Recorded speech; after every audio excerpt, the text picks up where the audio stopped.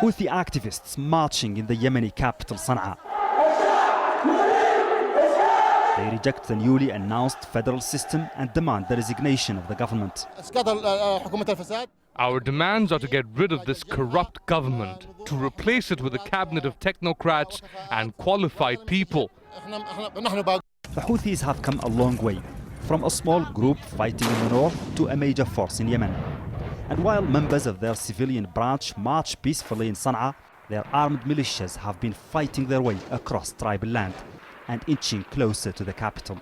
They got the heavy weapons from the 6 previous wars with the former regime. Unfortunately, the former regime was not seriously trying to defeat them. To the contrary, it has kept them as bargaining chips to put pressure on neighboring countries.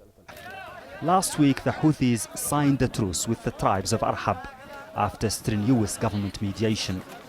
The government has sponsored this agreement and guarantees its implementation. We will fix the damages and try to make sure everyone is happy. The Houthis are a hardline Shia group who advocate for a return to the religious rule of imams in Yemen. They fought for years against the former regime of President Ali Abdullah Saleh and complain of being persecuted and marginalized by the government. Their decision to join the anti-Saleh uprising in 2011 gained them a level of public acceptance and allowed them to function as a political entity. But they still refuse to lay down their weapons and become a political party. Houthi defiance is visible right here in the heart of Sanaa, where members of the group have occupied a public space and made it inaccessible even to state security.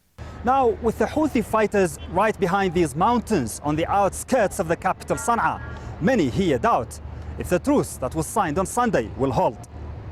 And the Houthis are now widely viewed in Yemen as the #1 threat facing the central state. Mohammed Vall, Al Jazeera, Sanaa.